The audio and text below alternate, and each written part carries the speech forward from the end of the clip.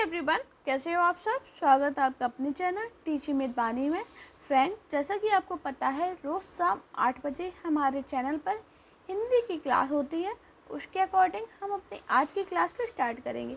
आज के भी जितने भी क्वेश्चन हैं ये काफ़ी ज़्यादा इम्पॉर्टेंट है क्योंकि ये प्रीवियस से क्वेश्चन पेपर्स लिए गए हैं। तो चलिए वीडियो को स्टार्ट करते हैं।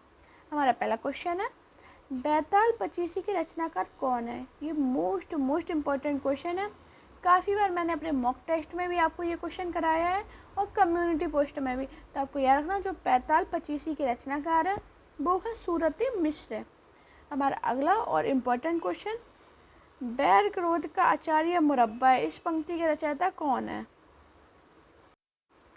ये जो पंक्ति है ये पेपर में बहुत बार पूछी गई है, तो आपको याद रखना, जो बैर क्रोध का आचार्य मुरब्बा है, इस ये जो पंक्ति है ये आचार्य रामचंद्र शुक्ल की है और बहुत ज़्यादा इम्पोर्टेंट है। हमारा अगला क्वेश्चन है, भक्तमाल भक्ति काल के कवियों की प्राथमिक जानकारी देता है, इनके रचयिता कौन थे। तो आपको याद रखना, जो भक्तमाल भक्ति के कवियों की प्राथमिक जानकारी देता है उसके जो रचयिता है वो है नावा दास। हमारा अगला और इम्पोर्टेंट क्वेश्चन, भारत का शेक्सपियर किसे कहा जाता है। तो आपको याद रखना, वैसे ये काफ़ी सिंपल क्वेश्चन है, काफ़ी लोग जानते भी होंगे क्योंकि हिंदी अगर पढ़ते हो तो आपको ये क्वेश्चन आता ही होगा। तो जो भारत के शेक्सपियर कहे जाते हैं वो कहे जाते हैं कालिदास को। हमारा अगला क्वेश्चन है, भारत की प्राचीन भाषा क्या है। अच्छा दोस्तों, जो कालिदास है इनका पूरा जीवन परिचय मैंने अपनी क्लास में पढ़ाया हुआ है, तो आप जाइए प्लेलिस्ट पे आपको वो वीडियो मिल जाएगी। पूरी वीडियो मैंने कालिदास से जितने भी पेपर में क्वेश्चन बनते हैं मैंने पूरे एक ही क्लास में आपको पढ़ाई है। तो काफ़ी ज़्यादा इंपॉर्टेंट है क्लास, जाइए वो क्लास को देखिए और अपनी तैयारी बेहतर कीजिए। हमारा अगला क्वेश्चन है, भारत की प्राचीन भाषा क्या है। तो जो भारत की प्राचीन भाषा, ये पेपर में पूछा गया क्वेश्चन है, भारत की प्राचीन भाषा क्या है। तो भारत की प्राचीन भाषा वो है संस्कृत। हमारा अगला क्वेश्चन है, भारत के किस प्रांत में कोंकणी भाषा बोली जाती है। भाषा से क्वेश्चन बहुत बनते हैं, तो आपको याद रखना, जो भारत के में कोंकणी भाषा बोली जाती है वो बोली जाती है महाराष्ट्र तथा गोवा में। अब सभी लोग मुझे कमेंट में बताना, कोंकणी भाषा कौन से संविधान संशोधन के द्वारा जोड़ी गई। देखते हैं कितने लोग इसका आंसर सही बता पाते हैं। हमारा नेक्स्ट क्वेश्चन है, भारत के प्रथम राष्ट्र कवि कौन है। तो भारत के जो प्रथम राष्ट्र कवि हैं, ये भी क्वेश्चन मैंने अपनी काफ़ी बार मॉक टेस्ट में कराया है क्योंकि ये प्रीवियस पेपर में काफ़ी बार पूछा गया है। तो आपको याद रखना, जो भारत के प्रथम राष्ट्र कवि हैं वो है मैथिली शरण गुप्त। हमारा अगला क्वेश्चन है, भारत भारती काव्य के रचनाकार कौन है। मोस्ट इम्पॉर्टेंट क्वेश्चन है, ये पेपर में पूछा गया है। तो आपको याद रखना, जो भारत भारती काव्य है इसके जो रचनाकार है वो है मैथिली शरण गुप्त। दोस्तों, रचनाओं की मैंने एक सेपरेट क्लास बनाई है, तो वो क्लास को ज़रूर देखिए, बहुत ज़्यादा इंपॉर्टेंट है। और जो मैंने वो क्लास पढ़ाई है उसकी PDF मैंने अपने टेलीग्राम चैनल पर सेंड कर रखी है, तो आप जाइए टेलीग्राम चैनल से PDF को डाउनलोड कीजिए और रिवीजन मारिए। काफ़ी ज़्यादा इंपॉर्टेंट है, जितनी भी रचनाएं पूछी जाती हैं मैंने वो सभी एक ही क्लास में आपको पढ़ाई हैं, तो क्लास को ज़रूर देखना। हमारा अगला क्वेश्चन है, भारत में शिलालेखों का प्रचलन किसने कराया था। ये पेपर में पूछा गया था, तो आपको याद रखना, जो भारत में शिलालेखों का प्रचलन कराया था वो कराया था अशोक ने। हमारा अगला क्वेश्चन है, भारत में संस्कृत माँ है, हिंदी बहुरानी है और अंग्रेजी नौकरानी, किस महापुरुष ने के अनमोल वचन है। ये मोस्ट इम्पॉर्टेंट क्वेश्चन है, अगर आपके पेपर में हिंदी डीप से पूछी जाती है तो ऐसे क्वेश्चन बहुत बनते हैं। तो आपको याद रखना, जो भारत में संस्कृत को माँ, हिंदू को बहुरानी और अंग्रेजी को नौकरानी, जो महापुरुष ने कहा है उनका नाम है डॉक्टर कामिल बुल्के। ये बहुत ही कम लोगों ने क्वेश्चन पढ़ा होगा क्योंकि मैं आपको बता रही हूँ ये पेपर में लेकिन पूछा गया। अगर आप प्रीवियस से पेपर लगाओगे तो आप देखना कि ये पेपर में ऐसे क्वेश्चन बनते हैं, UPSC वगैरह में ऐसे क्वेश्चन बनते हैं। हमारा अगला क्वेश्चन है, भारत में सबसे अधिक बोली जाने वाली भाषाई समूह क्या है। तो आपको याद रखना, जो भारत में सबसे अधिक बोली जाने वाली भाषाई समूह है वो है इंडो आयरन। हमारा अगला क्वेश्चन है, भारत में सबसे कम बोला जाने वाली भाषाई समूह क्या है। तो चीनी तिब्बती। आपको याद रखना, अधिक पूछे तो इंडो आयरन और कम पूछे तो चीनी तिब्बती। हमारा अगला क्वेश्चन है, भारत में सर्वाधिक लोगों द्वारा कौन सी भाषा बोली जाती है। तो देखो, हमारा देश है हिंदू भाषी, हिंदी सबसे ज़्यादा बोली जाती है। हिंदी भाषा भारत में सर्वाधिक बोली जाती है, लेकिन अगर इसकी लिपि पूछी जाए कि हिंदी की देवनागरी लिपि कौन सी है, तो आपको याद रखना हिंदी की देवनागरी लिपि है। हमारा अगला क्वेश्चन है,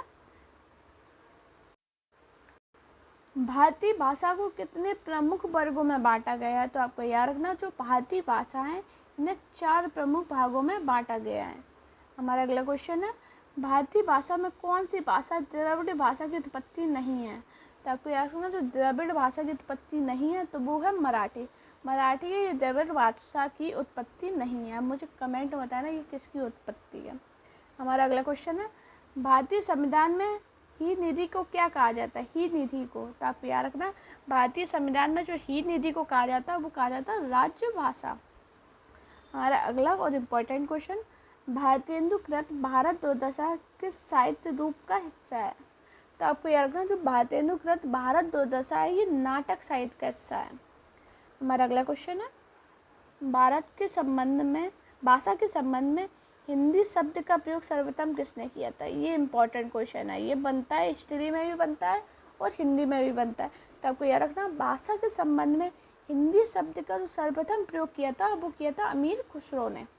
हमारा अगला क्वेश्चन है, भिक्षुक कविता के रचयिता कौन है, ये मोस्ट इम्पॉर्टेंट है, पेपर में काफ़ी बार ये पूछा गया है, तो आपको याद रखना अगर भिक्षुक कविता के बारे में पूछा जाए तो इसके रचयिता है वो है निराला।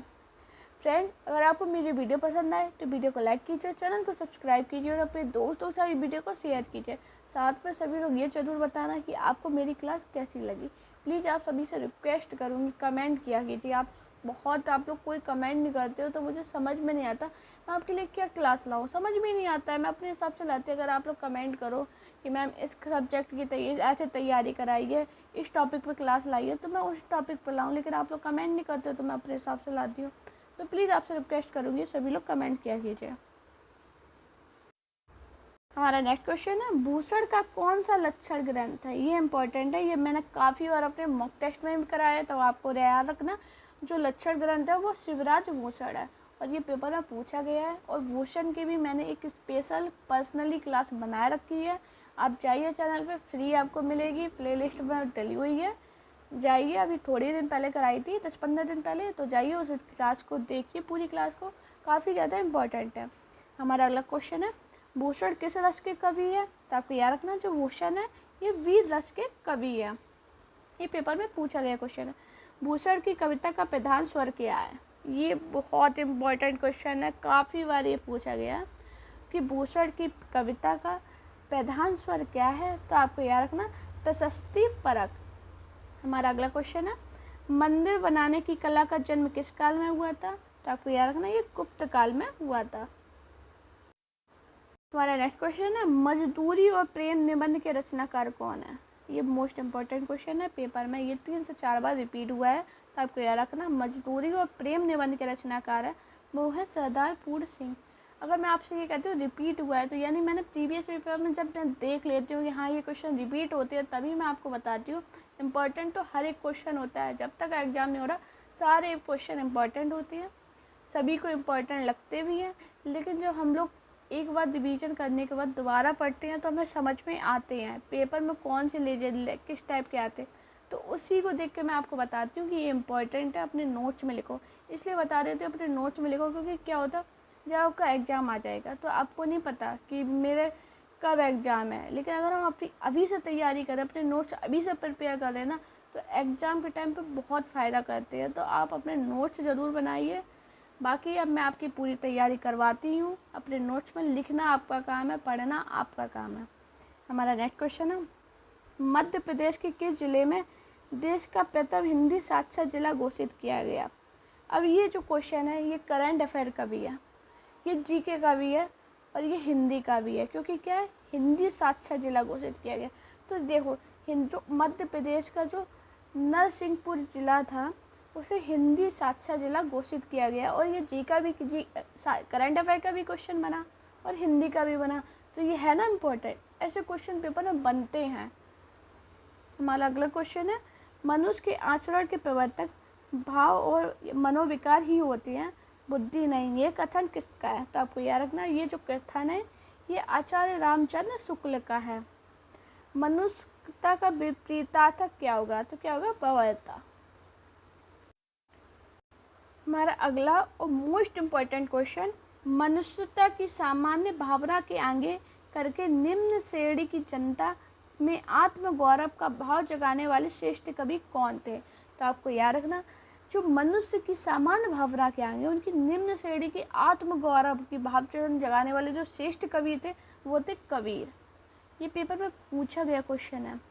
हमारा अगला क्वेश्चन है, मसी कागज छुयोग नहीं कलम नहीं नाद, इस पंक्ति के रचयिता कौन है? ये जो पंक्ति है ये कविता जी की पंक्ति है। हमारा अगला क्वेश्चन और most important question, Mahadevi Verma को किस रचना के लिए ज्ञानपीठ पुरस्कार मिला? तो आपको याद रखना, जो महादेवी वर्मा को यामा के लिए ज्ञानपीठ पुरस्कार मिला था। और दोस्तों आप कमेंट में आपको बताना है कि यामा के लिए इन्हें पुरस्कार कब मिला था। मैंने आपको अपनी क्लास में पढ़ाया है, अगर आप मेरी क्लास स्टार्टिंग से देखते हो तो आपको ये आंसर इसका ज़रूर आता होगा, इतना तो मुझे विश्वास है। हमारा अगला क्वेश्चन है, मुझे तोड़ लेना बनमारी, उस पथ में देना तुम फेंक, मातृभूमि पर शीश चढ़ाने, जिस पथ जावे वीर अनेक, इस पंक्ति के रचयिता कौन है? तो आपको याद रखना, ये जो पंक्ति है ये माखनलाल चतुर्वेदी की है, जो काफ़ी ज़्यादा इम्पोर्टेंट है। हमारा अगला क्वेश्चन है, मी किसने ने अपनी पुस्तक इंडिका में किसके शासनकाल का वर्णन किया है? ये हिंदी में पूछा गया था, पता नहीं क्यों पूछा गया था, लेकिन पूछा गया था, तो आपको याद रखना, चंद्रगुप्त मौर्य। हमारा नेक्स्ट क्वेश्चन है, मैथिल कोकिल किसे कहा जाता है? तो बताइए मैथिल कोकिल किसे कहा जाता है? तो विद्यापति है, इन्हें मैथिल कोकिल के नाम से भी जाना जाता है। ये काफ़ी ज़्यादा इंपॉर्टेंट है, पेपर में पूछा गया। हमारा अगला क्वेश्चन है, मैथिली किस राज्य की भाषा है? तो आपको याद रखना, मैथिली है वो बिहार राज्य की भाषा। ये इंपॉर्टेंट क्वेश्चन है, वो काफ़ी पूछा गया क्वेश्चन। हमारा अगला इंपॉर्टेंट क्वेश्चन, मैला आंचल उपन्यास के लेखक कौन है? तो आपको याद रखना, जो मैला आंचल उपन्यास है इसके लेखक हैं वो फणीश्वर नाथ रेणु हैं। हमारा अगला क्वेश्चन है, यह युग भारतेंदु बच्चे के समान हंसता खेलता आया था, जिसमें बच्चों की सी निश्चलता, अकड़खंड सरलता और तन्मय थी, यह कथन किस आलोचक का है? ये काफ़ी ज़्यादा इंपॉर्टेंट है, पेपर में पूछा गया है, तो आपको याद रखना है। मैंने फिर वही कर रही हूँ, आचार्य रामचंद्र शुक्ल ने अगर कोई बात बोली है तो वो इम्पोर्टेंट है, पेपर में पूछते हैं ऐसे क्वेश्चन, तो आपको याद रखना है ये आचार्य रामचंद्र शुक्ल का है। यामा के रचयिता कौन है? अभी मैंने बताया था, शायद अभी नहीं, और मैंने अब यामा के बारे में काफ़ी आपको बताया था, आपको याद रखना, जो यामा के रचयिता है वो है महादेवी वर्मा। हमारा अगला क्वेश्चन है, रंगभूमि उपन्यास के रचनाकार कौन है? तो जो रंगभूमि उपन्यास है इसके रचनाकार है प्रेमचंद। हमारा अगला क्वेश्चन है, रक्त है या ना, नसों में छद्र पानी, जांच कर तू शीश देकर जबानी, इस पंक्ति के रचयिता कौन है? तो आपको याद रखना है ये माखनलाल चतुर्वेदी की पंक्ति है।